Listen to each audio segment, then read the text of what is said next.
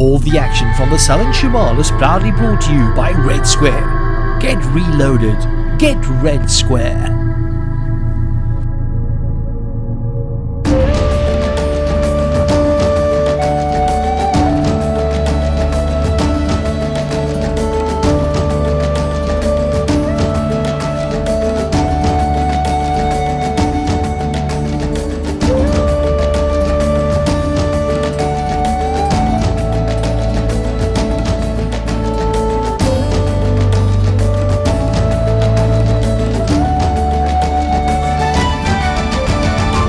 Welcome everybody to Southern Africa's premier paddling event, the Southern Shamaal. We are in Nelson Mandela Bay, the heart of the Eastern Cape. Also marks the start of the Sunshine Coast. That's where we're going to be heading for the next couple of days on this epic journey. And a great pleasure for me to welcome in the studio Mr. Mike Zoetmulder. Thank you very much, and great to be back for yet another top international event. Mike, some top names from all around the paddling world taking part in this one.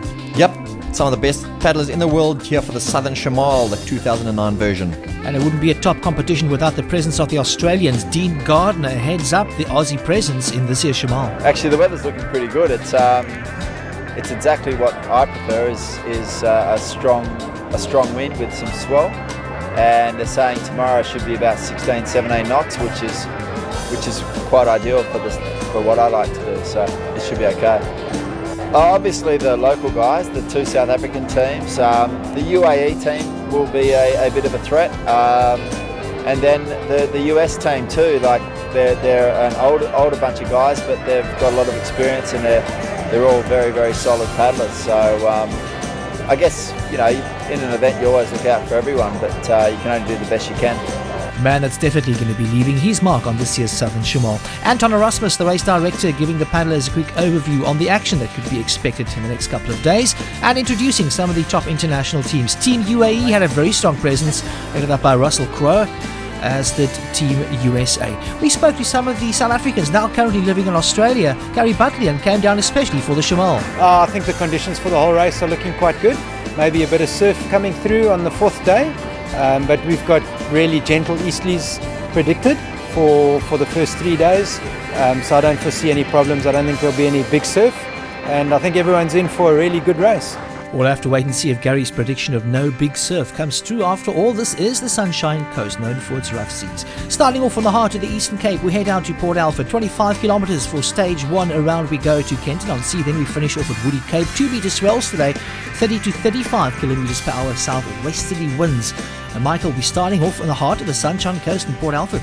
Yeah, this is where it happens, the adventure province of South Africa. A big change to the course this year. Obviously, we can't start out at Port Elizabeth because of the predicted westerly winds, so it's going to be interesting to see what today brings. Has changing the race to a downwind race made a big difference in the race at all? Definitely, it's opened the appeal.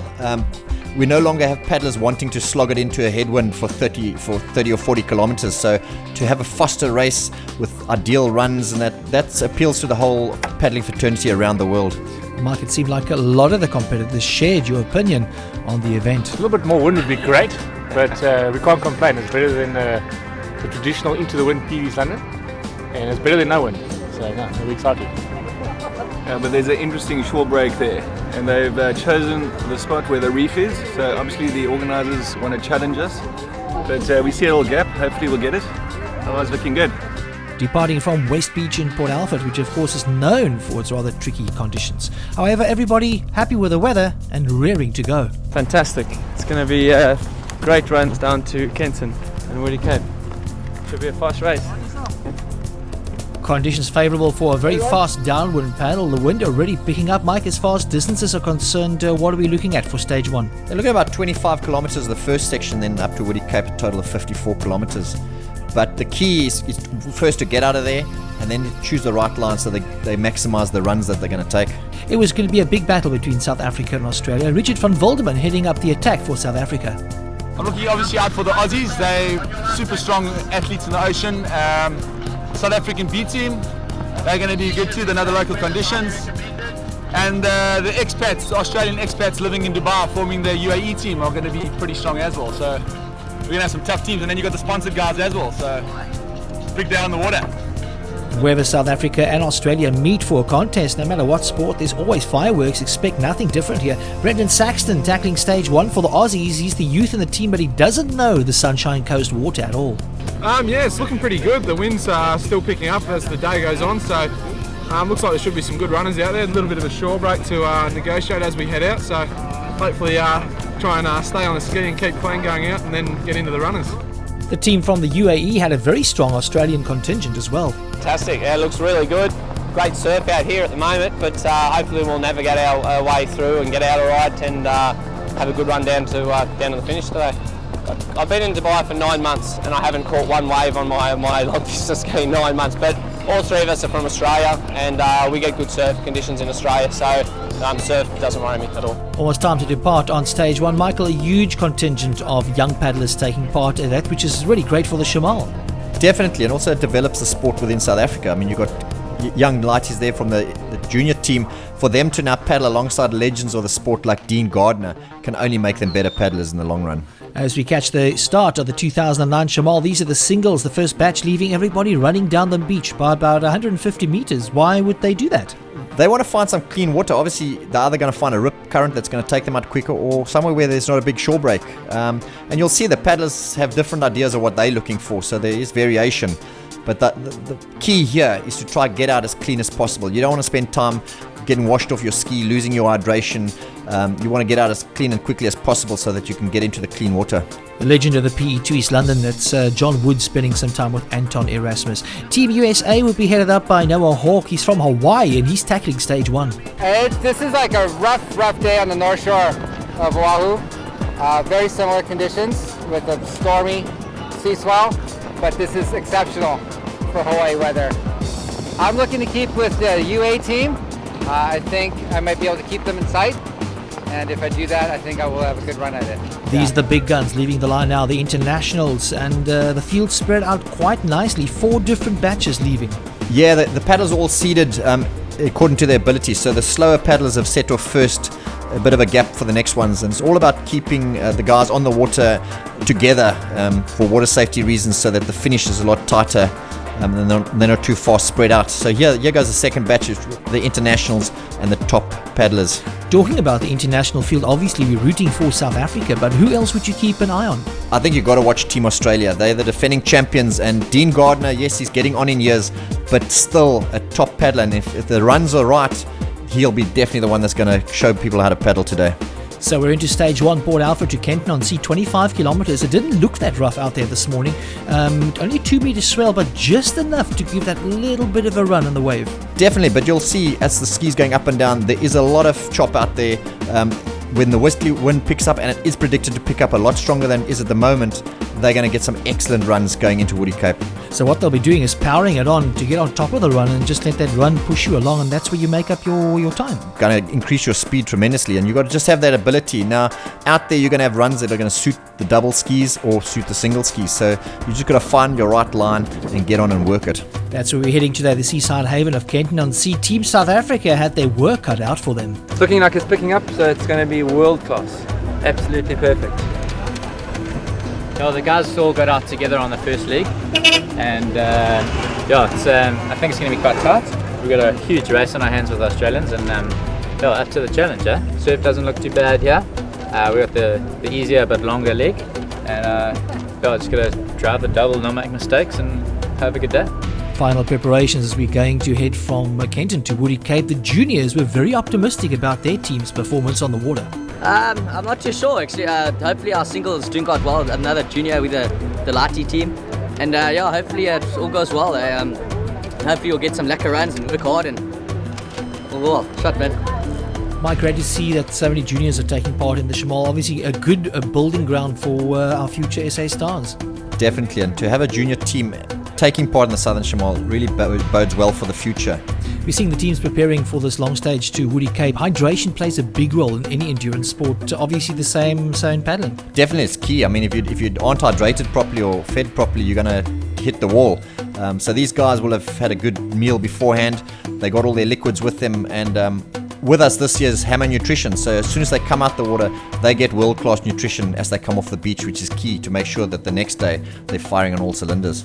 Everybody on the beach waiting for the first teams to come through. It would be Team Deepline, Andre Wood driving at the front, Helen Weldrick at the back. She's with NSRI in Port Alfred. And with such a long stage, I would have expected some of the internationals to catch up by this stage. No, remember there was a half-hour delay because of the batch start. So they at the moment are the top team in batch A, which may mean they should have been seeded a bit higher than they were. But that'll all be rectified tomorrow. But excellent paddler from these guys.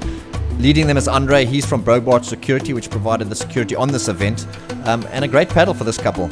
And of course, they're not just a couple on the paddle, they're a couple in real life as well. So great to see such a great effort from both of them. As they now head towards the line, they'll be handing over to Evan Ridge, a man that knows this event very well. He's done a couple of PE2 East Londons. Evan now tackling the stage from Kenton down to Woody Cape. Definitely, and the baton in the race is a tracking system from Altec Netstar. It's a device that'll track the paddlers if they are in trouble out at sea. So that's the baton that they have to swap over, and now he'll set off to head towards the unknown Woody Cape. And Evan Ridge, a very, very strong singles paddler. He's done this event a couple of times. He knows this coastline. He'll be tackling this very daunting stage lying ahead. One of the veteran teams coming through from East London. Yeah, Team Gasp out of East London, the veteran team out of East London. Seasoned paddlers in the Southern Shamaal. Another good paddle from them this year. Great to see the event has got a lot of support from the veterans and the masters.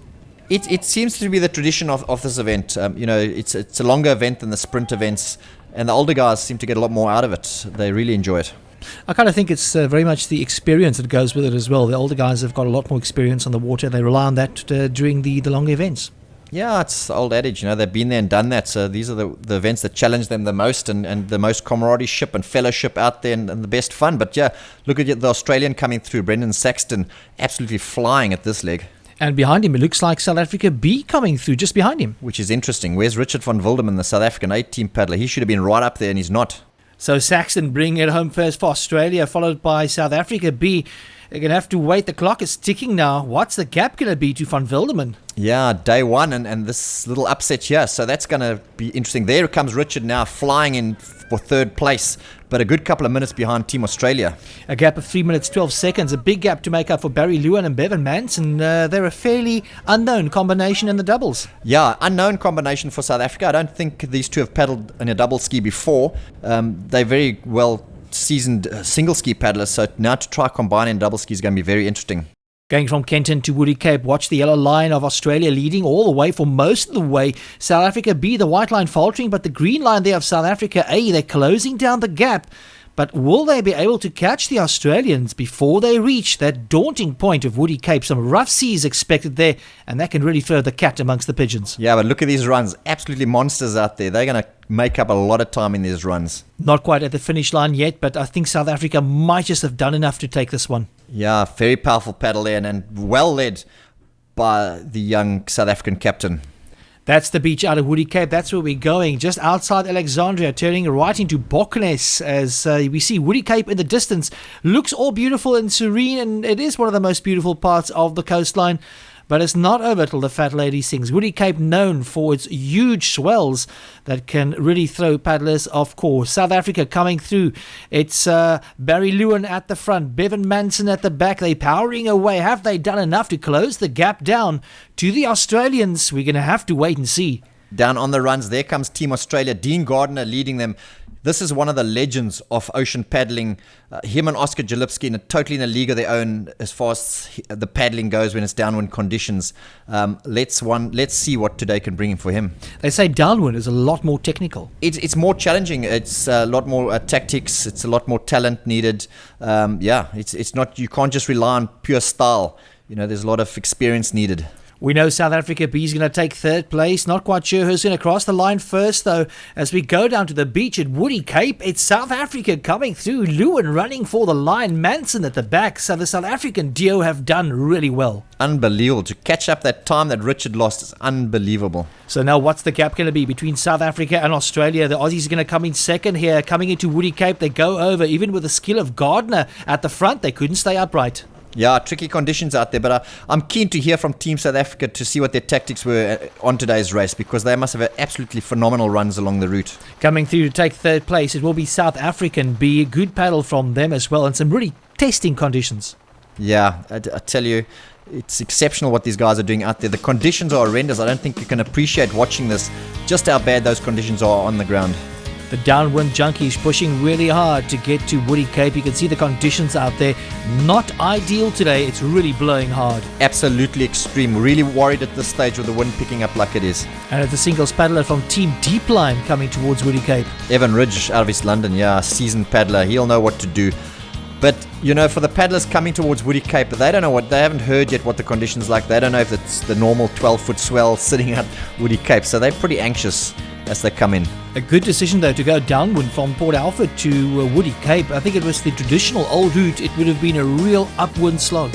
No, if we'd gone the traditional route, it would have been a dead race at day one. But there it is. Look at the conditions. Those flags absolutely bending. It's the only branding the organisers could get up in this wind. Wind gusting at some stages close on 70 kilometres per hour as Team Speedy comes to the line. Team Speedy, Gavin McNish in the front there. They've had a good paddle. They stayed upright. They stayed on their ski. So they made up some valuable time. Going down in these kind of conditions and going over as you approach the finish line can cost you quite dearly. With the swell coming from behind, you could really lose some serious time. Runs coming from behind, the wind blowing across the beach. You lose your ski, you're going to lose a lot of minutes. So it is key to stay on. If you just joined us, a lot of action in the Southern Shamaal on the first day. South Africa lagging behind. Brendan Saxton from Australia putting in an amazing performance, getting to Kenton on sea first. Richard van Volderman almost 3 minutes behind for South Africa. It was left up to Barry Lewin and Bevan Manson to chase down Ash Nesbitt and Dean Gardner from Australia. They did catch them and actually beat them to the line with a couple of minutes to spare as well. So South Africa making up some points. If you do lose your ski, what's the best way to get to shore? You just kind of hang on and let the swell push you in. Yeah, exactly. Hold on to that ski. Don't lose it and just let it drag you back to shore. But this team's in. They've had another good paddle and they'll be glad. We just had warning now from Port Captain in Port Elizabeth that this wind is picking up and it's going to get horrendous later on. But not good news though for Team UAE. Jonathan Crowe coming through for UAE after missing the finish line. He's not going to be happy. Yeah, he's lost about 10 minutes out there. He's going to be absolutely furious. And this man is a legend in Australia, especially in life-saving circles, and it's great to see him back in the competitive field. The lighties coming through to the line now. They went over as well, so the juniors suffering the same fate as most of the other paddlers, going over in these really tricky conditions out at Woody Cape. We're just finishing stage 1 of the Southern Shamaal. And this, if you don't know yet, South Africa taking it from the Australians with a couple of minutes to spare though. One of the legends of paddling coming to the line here. This is Rob Welsh. Yeah, Rob Welsh. He's made this race his own many times before. It's great to see him back there in a double ski combination. And yeah, he holds many records for long distance paddling. Some really testing conditions coming into Woody Cape. But coming into Woody Cape was only half the problem. It's leaving Woody Cape. It seemed to be even more difficult up that sand dune. Yeah, I don't think this camera work does it justice. That sand dune is absolutely massive. Back at base, the Team Australia getting a bit of a workover. Ash Nesbitt getting some relief for those sore shoulders. Yeah, the South African Physiotherapy Society helping out and coming along on the challenge to make sure that the paddlers are given the opportunity to recover for the next day. The SA double combination of Lewin and Manson took us through the day's action. I think we were under a little bit of pressure at the start of our leg. Richard was a little bit behind and we were about a minute and a half down and managed to catch that minute and a half up to the Australians who were leading at the time and just straight past. It's quite an awesome thing to go past a very strong Australian team. The guys in that boat, Dean Gardner and Ash Nisbet, are legends in their own right. Dean's rap sheet includes 9 Molokai wins. To go past someone like that in downwind conditions is a big thing. I live in Durban, which has got quite hectic surf, quite similar to the Sunshine Coast here between PE and East London. And we practice in and go paddling in and out through the surf every day in our training sessions. So it's not something that's new to us or that's out there. It's obviously got its challenges. I think we just had a very clean day today, no mistakes, and we surfed a really nice wave in. And I think come over 4 days, I think the team that makes the least mistakes on this course is going to do really well. The scene was set for a great battle between South Africa and Australia. The Australians now had their work cut out for them. We hadn't been on a double before, or not for quite a few years, so it took us a little bit to ease into it. But once we got going, we felt pretty good. And The only sort of bad spot for us is we had to sort of stop and head out to sea at one point because of a bombie that came through. So that held us up a little bit, but apart from that, everything went pretty well. Look, I mean, the South African team's going really well. They're strong on the double. They've got a good all-round team.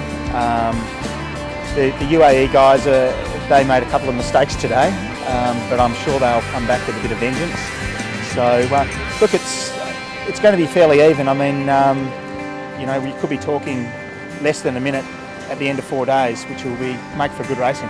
So let's recap those overall positions. And after the first day's action, and South Africa leading the way, taking it to the Australians. Yeah, I think the big surprise is third place, the sponsored team of Transnational, ahead of South Africa B and the UAE. So good result for them. And sad to see Team USA ending up in 9th place. We predicted in these conditions the USA aren't big on the big conditions, so yeah, it was no surprise, I don't think. Into the action we go for day 2, the wind staying very much the same. That means we head back to Port Alfred to cover the action from day 2, and this time round we're just going down to Kenton on sea. Yeah, we've been warned that the wind could be worse than yesterday, so what we've had to do is cut this day short. We're only going to do one leg. All the paddlers are going to go and they're going to do the leg from Port Alfred down to Kenton with the westerly wind predicted to really pick up late in the afternoon. Great support for Dad as they get ready to tackle the next stage. A lot on the paddlers' minds this morning after the conditions at Woody Cape. I don't think they quite know what to expect. Australians have got their work cut out today. They've got about 3 minutes to make up. Yeah, they're going to know what to expect. I mean, they did this leg yesterday, so today's racing should be a lot faster. They've got to choose the right line and just get out there and power down to Kenton. So the field being split up once again, we're starting in 2 batches. There's 2 batches, correct, but you'll have the doubles going first and then the singles, so it'll look like 4 starts. Team Speedy at the front, ready to get going as the first batch of paddlers leave Port Alfred. And these are the slower double skis. They'll be leaving first. Once again, they're making their way up the beach. Yep, they're going to choose their line as we saw yesterday. They're going to try to find the best line to get out of there. And obviously, they're allowed to run as far down as they want. The tactic is to see whether it's quicker to run or quicker to just get in the water and paddle. We always see this in the Ocean Series. We think that the conditions are quite bad when they launch at Hobie Beach, but Port Alfred is a different kettle of fish. As we watch the challengers, team number 19, Leanne Fenter at the back here, getting in the water, and they want to get out there as soon as they possibly can. They had a pretty good paddle yesterday, although they did go over at Woody Cape. At the front of the pack today, it's South Africa leading, being chased by Australia 3 minutes behind. But what's on the mind of Team UAE? Under a lot of pressure, they're 10 minutes behind after missing the finish at Woody Cape. We got to about 30k. We had in our minds about 34, 35k for the distance, and by the time we looked across, we saw the flags right off our shoulder, and it was too late by that stage. So we just bashed into wind then for about 10, 12 minutes to get to shore, then tried to paddle up along the gutter, but and then came out and then had a swim. So we got washed up and had to run back to the flags, but that's what happens. It's just part of it. 10 minutes is a lot of time to make up. Team USA, 9th place overall. The Frenchman has a lot on his mind, and Noah Hawke knows it's all or nothing. Go as hard as you possibly can. Just blow it out. I think getting out to the lineup will be much easier. Yeah. And it's just going to be a sprint because it's only about an hour long, an hour and a half. And, Doubles plan is to beat the blue boat. The blue boat. At least they see the lighter side of the action. Trouble for Team South Africa. One of the drainage vents on the boats has gone. John Woods has to make an emergency repair. The little vent that drains the boat has been damaged and come off. And now we're just creating a new vent. And hopefully it'll last for the race, and then we'll get it going afterwards. So we just hope this will work. So the start of the batch that contains all the international doubles, and let's just hope the ski stays together for South Africa, Mike. Yeah, let's hope so. But the A team, all they got to do is work on the combination they found yesterday and just try and make up time on Australia. As we catch Team Australia going through the picture there, a lot of these teams heading for the line now. The Team KPMG going through as well. This one is a Team 15. That's the A team heading to the water as well. Very, very choppy out there as far as the brakes are concerned. When you get past the brake line, Mike, does it tend to sort of just even out and become a lot flatter? Yeah, once you're behind the brakes, you're going. I mean, this is the whitewater. This is the danger point for them. You've got to get out there. You've got to get out there quickly, and you've got to make sure you don't damage the ski or tire yourself out too much. Lots of support for these first of the singles batches leaving now. And a huge single entry field. These are the first of the singles now leaving for day 2. The juniors out there, Mike, I'm really impressed with these juniors. They've really kept it about themselves, and maybe next year we can have even a bigger field of juniors entering. Yeah, we hope there's a lot more junior teams next year. We're hoping to find some ladies teams coming through. But the tactics of now is the single ski section. Richard van Wilderman going for Team South Africa. He's just got to try to stay with our Australian paddler and not lose any time. Young Jasper Mocker just going to the picture, brother of top South African paddler David Mocker. That's Team SAB going through the picture. UAE, Russell Crowe, a lot in his mind today. He's got a lot of time to make up. Yep, watch him. He's going to fly today. He's determined. We spoke to him on the beach and he's really upset about what happened yesterday, and they got to make up some valuable time. Catching Team Deep Lines, Evan Ridge leaving the beach. They had a really good paddle yesterday, and I think if they can keep this up, they could be right up there in the top 5 for the amateur teams. Weather outlook today, moderate sea conditions, 3 meter swell as we head down to Kenton on sea, 15 to 20 kilometers per hour. Very much the same conditions as yesterday. Mike, the conditions very much the same. It's going to be difficult for those top teams to make up any time lost on this day. Yeah, you just got to hope that you have a good race and rely on sort of nature to take its toll on your competitors, but to make up 10 minutes, I can't see it happening. It's going to be a difficult battle for Team UAE as we head into very misty conditions out at Kenton on Sea. Awaiting the arrival of the first paddlers at Kenton on Sea, it's Team South Africa, and what a great combination this has proved to be. Yeah, Barry and Bevan have really teamed up well, and I think they've found the key combination that's going to get them victory in this year's race. So once again, South Africa getting to the line first. More time made up on Team Australia. Yeah, just we had an awesome day today. Again, our combination is just working very well with a very, very strong paddler with Bevan behind me. We tried not to make as many any mistakes, but a great start and had a lead right from the beginning. And just trying to get into a nice rhythm very quickly, and yeah, just a brilliant day out here in the Eastern Cape. Yeah, Barry was brilliant. So he was catching the little swells going out to sea, keep us away from the points. Even though I think the one point we went right inside, caught a few big waves off the point, so opened up the lead a bit more. But yeah, he's driving like a star. Must be one of the best double drivers in the world, I must be honest. So once again, a great effort from the South African team and some great support from the local lifesavers as well. Yeah, in recent years I've never seen such a professional outfit as we saw at Kenton on Sea. All credit to them, and well done to the Kenton municipality for employing these guys. I tell you, they're absolutely tremendous, proactive. It's something the rest of the country could sort of take note of. Here we've got Australia coming to the line. It's Nesbitt and Saxton today doing the double, and it looks like they've got UAE just behind him. UAE coming in with a very, very strong finish today, but I don't think it's going to be enough to pull down that 10 minutes. I think they probably only made up about 2 or 3 minutes on the day, but still a great effort. Yeah, we came in equal second with the Aussie team today, and we really had to put it all on the line, and we just went pretty much as hard as we could go the whole way, and had a good paddle, and South Africa and the A team were a bit in front of us, but we sort of battled it out with the Aussie A team the whole way and came in with them, so definitely made up a lot of time today, which is good. UAE very positive, Michael, making up some time, but it's not going to be enough. It's not every day. They're going to have to pull back 2 or 3 minutes to see if by day 4 they can make amends, but they're off the top 3. I can't see them working their way back into the top 3.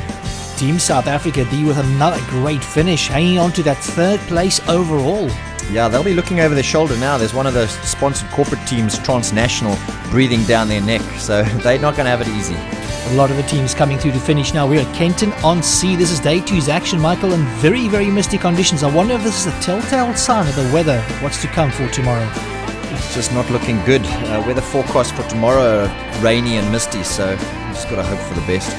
Gary Bucklian coming to the line, a man that travelled all the way from Perth in Australia to take part in this event.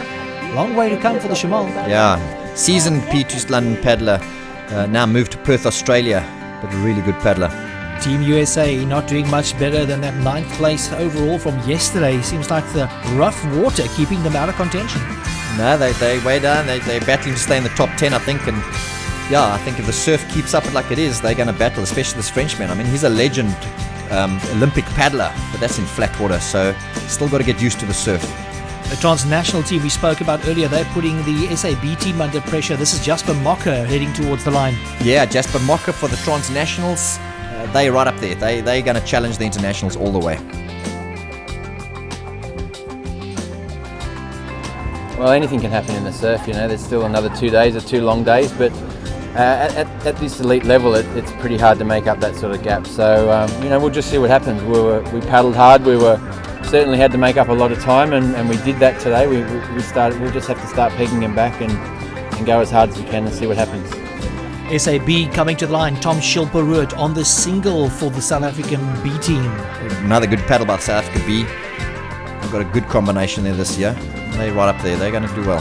What was the thinking behind having two SA teams in the event? Just give them more exposure, more experience. They had a great trial out in East London a couple of months ago, and these were the top 6 paddlers that they managed to choose from the event. Legendary paddle Dean Gardner for Australia coming out of the water in the singles. He injured his ankle yesterday. He's got a bit of trouble coming out of the water. But this is one man that knows how to handle a ski in the surf. You never know, there's a lot of things that can happen in this race. You can break rudders, you can break paddles. So if the wind comes up like they say it's going to, then there's every chance that anyone could do well. You break a paddle midway down the course and you're going to lose half an hour, and half an hour is sort of a lot to lose and very hard to get back. Team Australia looking a little bit despondent as they come off the water today. I think they were looking at making up a little bit more time on the South Africans. Yeah, they'll be looking forward to tomorrow. Tomorrow's a long day, 60 kilometers, so a good opportunity if they have a good race to catch up valuable time. One of the teams from the lighties coming through, it looks like Dylan Turan. I got axed at the end, it's really bad. But it was quite fun coming in, Got a bit lazy near the end, but it's really good. I'm proud of myself. Some sore muscles in places you never thought you might have. Many of the teams very, very happy to see Kenton on sea on a pretty tough day's racing. It was a bit heavy. The first 15Ks were a little bit tired from yesterday. In the last 7Ks, it was a little bit technical, and there was nice bumps, and with a nice boat you can, put it in the right place and get some momentum going and just keep it up. But once you get to Kusuka, you've got about 6Ks to go, and you just got to grin your teeth and bear it, Still a long slog to get to the parking lot to get that boat off the beach. But a great effort by all the teams. We caught up with SA legend paddler Oscar Chilipsky and asked him about the conditions. It was an odd run to catch. I was paddling with Ian, and we did quite well considering, but I like lots more wind when I'm not that fit. And I had a guy I was gonna hope to teach him how to catch downwind runs, but there wasn't anything there for us, so it was quite tough. But all in all, nice short day. Now we can go and play some golf. Great to have a man of Oscar Chilipsky's talent involved in the Shamaal, one of the greatest paddlers ever in South Africa. Anton Erasmus giving the guys a quick rundown. We skipped one of the legs today due to the wind, so a shortened race day today. Overall, as far as the points are concerned, it's once again Team South Africa right at the top, performing well. Yep, South Africa right up there. Good 3-minute lead over Australia, but the Transnationals, that's the sponsored corporate team, lying in 3rd place overall, which is amazing, ahead of South Africa B. Sadly, once again, USA not able to make up too much time from that 9th place overall. They stuck right down there. Team UAE in 5th place. The Sunshine Coast, one of the most pristine coastlines in the country, with untouched beaches that stretch out forever and picture-perfect postcard views around every corner. We thought we'd take Team USA on a trip that not many foreigners see when they come to these shores. About an hour's walk from Borknes, 30 kilometers outside Port Alfred, you find the historic site of Diaz's Cross, where the famous Portuguese explorer Bartholomew Dias erected his famous Padroa in 1488. It's a long walk to get there, but the team didn't mind, as the route offers some of the most amazing views. Patrick Hemmons was so taken by the scenery he even called home to share it with his wife. Yeah, we're taking lots of photos, but there's nothing out yet. Sand dunes, like bush, sand dunes, and then this little outcropping of rocks. And it's where Bartholomew Dias landed, or crashed, or shipwrecked. The Sunshine Coast leaves an impression on everyone who visits. The scale of it is a little hard to get your head around, because it just keeps going and going, and as far as you can see, and then some, it's hard to really... It's wide to see, it's weird to see sand dune when it's not hot, You associate sand dune with desert, yeah, dry. But here, because there's so much wind, I guess, all this sand just got built up all across the land right here. So it's just the effect of the wind, I believe. A truly worthwhile visit. So next time you drive past Borkness in the Eastern Cape, turn left and make a turn past Dyer's Cross.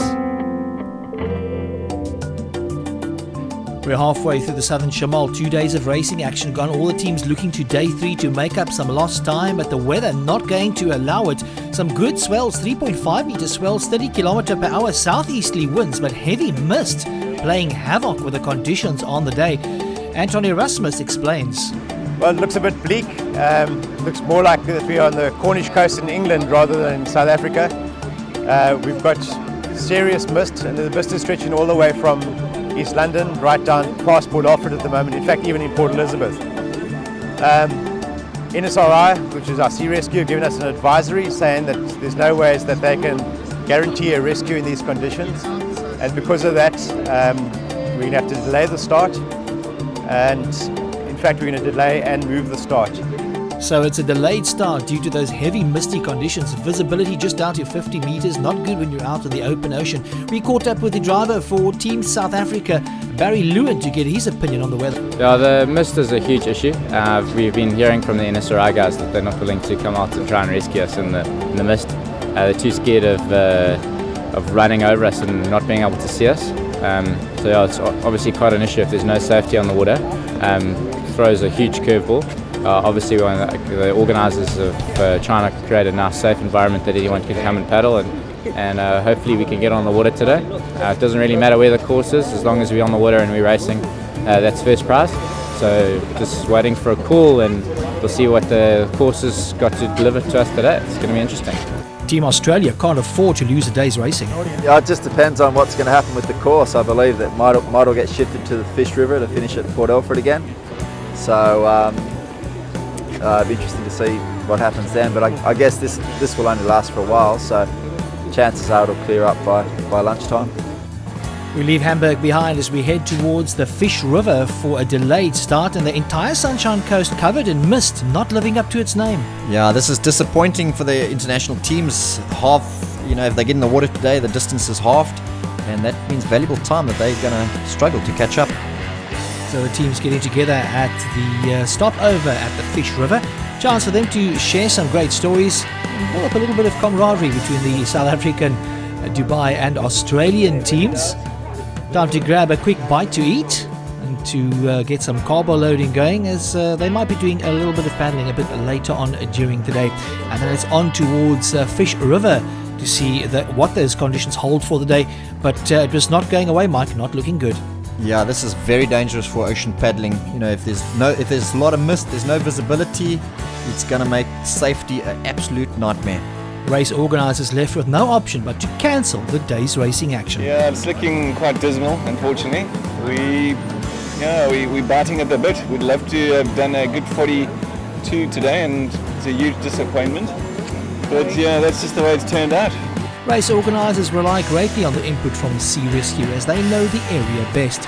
We spoke to Jean Pretorius, Station Commander of NSRI Station 11, based in Port Alfred. I received a call from the organisers this morning. I advised them rather to be on the cautious side, just from a safety point of view, it is very difficult if they do lose a paddler to find him in these type of conditions. We've got a southeasterly chop, probably 2.5 meters, about 8 foot, very misty, probably about 50 meters viz, so it would make a search very difficult in those conditions. The entire coastline covered in mist, making the conditions very treacherous and dangerous. Things would lift over by the morning of day 4. We went down to the beach and caught Richard van Wilderman from Team South Africa in a very good spirit about the conditions. Well, looking out to sea today, it looks like, yes, the wind that just came up, I thought it was going to be dead flat today. So the southwest that's beginning to pump and the swell's running. It's going to be awesome, and hopefully get some assistance coming into Kids Beach and then tagging the doubles, and they got their last 30 k's to Nahoon. So it's been a tough fall, but Team UAE have enjoyed the race. I think it's been a great challenge for us. The first day, obviously, we had a major stuff up by going 1 kilometre past the finish line, and that cost us 20 minutes. So at this elite level, trying to make that distance is really difficult. We managed to pull back about 5 minutes on the second day, but obviously with yesterday being cancelled, it puts us behind the 8 ball today. A veteran Olympic paddler for Team USA, Philippe Akara, knew the pressure was on. My issue is to be sure I don't fall off, at the start, because that will be like a big handicap for the rest of the team. But if I can make it through and just be able to ride the wave the best I can, and I think we're going to maintain a position or maybe better by 1 or 2 spots, that would be great. Getting ready to tackle the action on day 4. Let's have a quick look at that route, starting off in Hamburg, heading down towards Kids Beach, then on to Nahoon Beach. 3-meter swells today, 20 to 30 kilometers per hour, westerly winds. Mike, some real exciting conditions. Yeah, very exciting. If this wind comes up like predicted, the second half is going to be absolutely perfect for downwind conditions. And I put all my money on Dean Gardner. If that wind comes up, he's going to be a serious threat. He is such a legend on the downwind conditions. What makes him such a strong contender in the downwind conditions? He's just got that feel of the water. He can ride any run. It's like Jalipski. They'll see runs that you and I won't even know are there, and they just know how to milk them. So he'll get onto a run and he'll take it a lot further than everyone else. Some pretty good breakers coming through right here at Hamburg. That's not a nice one to take head on, being pushed way back and losing some time. Yeah, that is not nice at all. That's valuable time lost on that one. Getting ready now to start with the internationals. Philippe Akara, the man in the USA team, he'll be doing the single paddle today as they leave. You can see Richard van Volderman in red going past there. Ash Nesbitt from Team Australia right next to him. So the dice is on. Yeah, I think what's more interesting, it means their doubles combination is Gardner and Brendan Saxton. So age and youth together in the double, I think that's a serious threat for South Africa. And I just hope Richard can stay with Ash all the way, because the South African double ski team is going to need some time on Dean Gardner. So a big showdown looming between South Africa and Australia on the water. This is Team UAE, Jonathan Crowe going, he gets that one wrong. That's going to cost him time. Tell you, Hamburg can be tricky, and this is where a race can be won or lost. And if he just keeps his head about himself, he can get out of this one quite easy. There's a clear gap for him right now. He can go. Yeah, he's got to put his head down and go. But he's an experienced surfman, part of the professional Ironman circuit in Australia for many years. He won't have any problems. So let's just hope Van Volderman can keep in contact with Nesbitt. We leave now Hamburg as we head down towards the sunny shores of East London, just outside East London, Kids Beach, just on 28 kilometers outside East London. This is where they're paddling to. And once again, some big conditions. Both South African teams, A and B, getting ready for the challenge. Yeah, they'll be trying to select the right line. Kids Beach, notorious for having a bad break that could change positions here. They know there's only minutes between them and Australia. They want to make sure that they can get out there and get racing. And there's that big challenge going on between Transnational and South Africa B as well. They want to stay ahead in the international category, but they are being challenged by the sponsored team. Would you still put your money on Australia to come through first today? It's not the right thing to say as a South African, but yes, I do. The conditions are absolutely perfect for downwind conditions. I don't underrate the South African team, but I just think Brendan and Dean are going to fly. As we see some really hectic conditions, Team Deepline there being pushed to the limit as they've got to try and get out of Kids Beach. We spoke about these conditions at Kids Beach. They can be very, very tricky at times. And this man's going to get into trouble here. He goes sideways. Don't get caught that wave. He could have saved a couple of minutes. Now to get back in and go and tag his partner. There comes Ash Nesbitt, is it, the Australian? Yeah, it's Nesbitt leading the internationals. Where's Van Volderman? That's not good news for South Africa. I think they only got about 5 or 6 minutes on this day to play with. And the conditions are getting better and better by the second. So it looks like Nesbitt's coming in. The clock is ticking. What's the gap going to be before South Africa leaves? It's just on 3 minutes. So Nesbitt taking 3 minutes out of Van Volderman. It's going to be down to Lewin and Manson on the double. Yeah, an interesting line. South Africa chose to go straight out. Australia had gone to the left. Let's hope it works for them. Let's hope they don't get caught by one of the back ones. In these kind of conditions, Mark, would you go shallow or would you run deep? It depends what's out there. It's hard to say. I mean, I think in the wind conditions to pick up, you've got to go a bit deeper. It'd be interesting to see what they do choose. Would that just mean that there's a slightly better run if you opt to go deep? Possibly a bit of a stronger run. You're going to ride it for a lot longer. But we'll see. They might choose to go a shorter line inshore and see if that works for them. You also got to be careful of the ocean currents out there. Sometimes you choose to go a bit further out and the ocean currents work against you.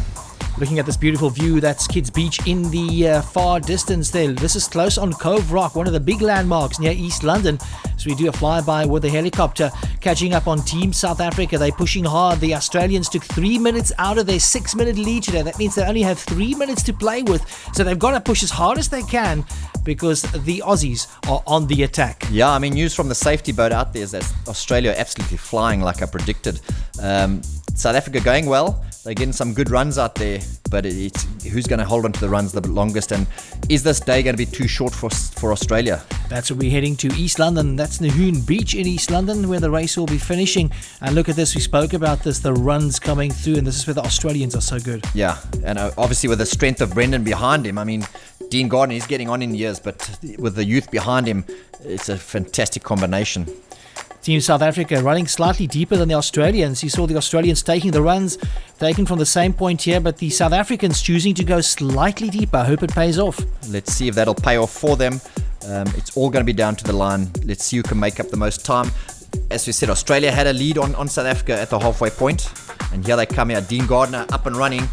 Time is the essence. They got to get it across the line as quick as they can. We know South Africa had 6 minutes to play with on the day. By the time they got to Kids Beach, Australia had nailed them down to just a 3-minute lead. Now the clock is ticking. Where are they going to come in? Look at this determination. South Africa are not going to let it slip. They are determined to go all the way. They obviously don't know what sort of lead Australia got today, but they got to make sure that they stay ahead of it. By the looks of it, it's going to be a strong finish from South Africa, and the time differences show they might just have taken this one with enough in the bag to keep a 3-minute lead. So a great effort from Team South Africa. Van Wilderman on the beach there to welcome them, and I think Van Wilderman was put under a little bit of pressure by the Australians, not coming into the shape that he's known for. Yeah, I don't think it's his fault. He's a fantastic paddler. It's just the way the combinations went, and South Africa used that combination of Barry and Bevan on day one, and it worked for them, and they stuck to it. This is the second battle on the water between South Africa B and Team Transnational. Yeah, this is a surprise. Old Ryan Lowe and Mark Bosch teaming up with Jasper Mocker to come through third place overall, as South Africa B finished in fourth place. I think Tom Schilperud's going to be rather disappointed today, having lost to the transnational team, because South Africa B coming through really strong throughout this entire event. This is Team UAE coming to the line. Hayden Smith and Peter O'Higgins paddling really well on the day, but not enough to close down that 10-minute gap. It's going to leave UAE wanting because of that error they made on day one.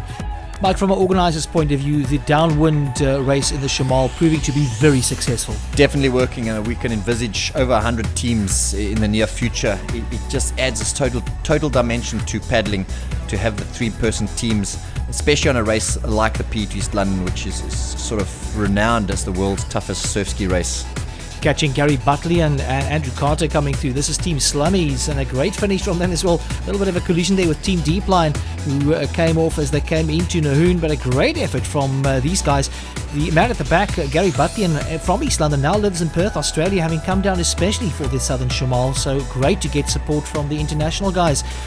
Team USA coming through, Patrick Hemmons, another former South African, now living in America, at the front there. Noah Hawke at the back, and I think they'll be back next year. A lot of the overseas teams have said that they do want to come back and compete again. Yeah, they'll be back. You know, they'll be determined to improve. As you said earlier, with South Africa winning, you're going to get a stronger Australian team coming out next year. They aren't a country that likes being defeated, so they'll definitely be back with a lot of teams next year.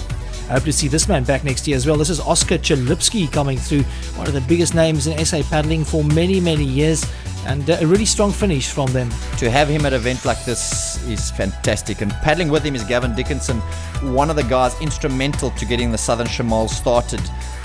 Lives in Dubai and is such a wonderful ambassador to the sport of paddling. But a great day's action indeed. Team South Africa defending that lead they had. Australia taking 3 minutes out of their 6-minute lead with a great performance by Ash Nesbitt between Hamburg and Kids Beach. And it's amazing to me what the drivers would get up to actually get the best out of their fellow competitors. That looks like Team Aish. Team Aish, yeah, that's a Aish coming from his partner there.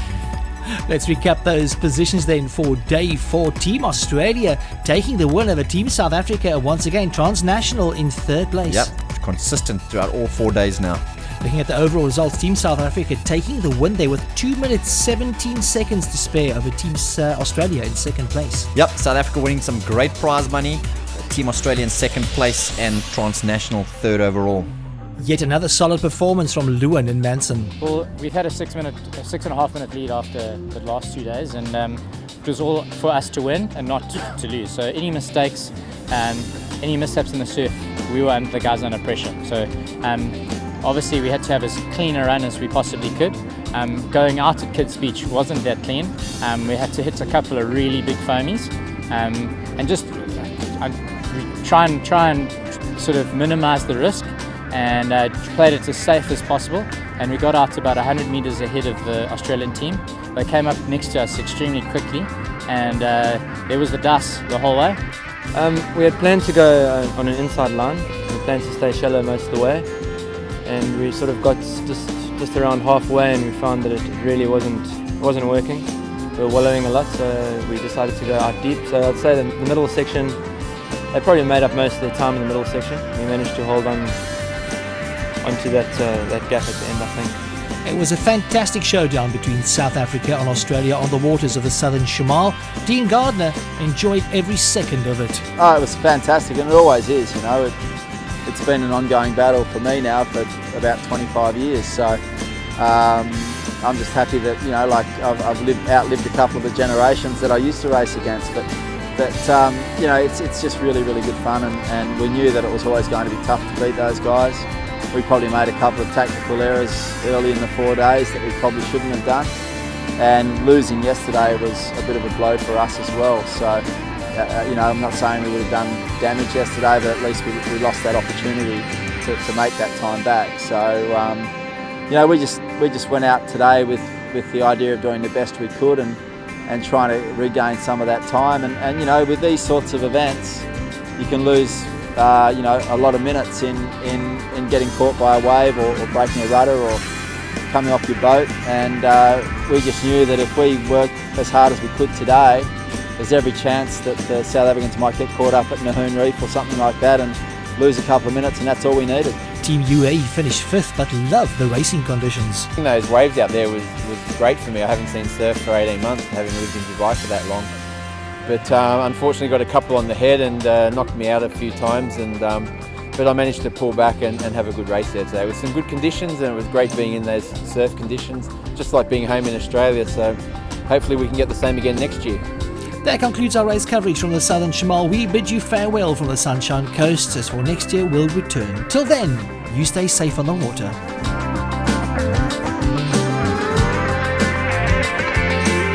All the action from the Southern Shamaal is proudly brought to you by Red Square. Get reloaded. Get Red Square.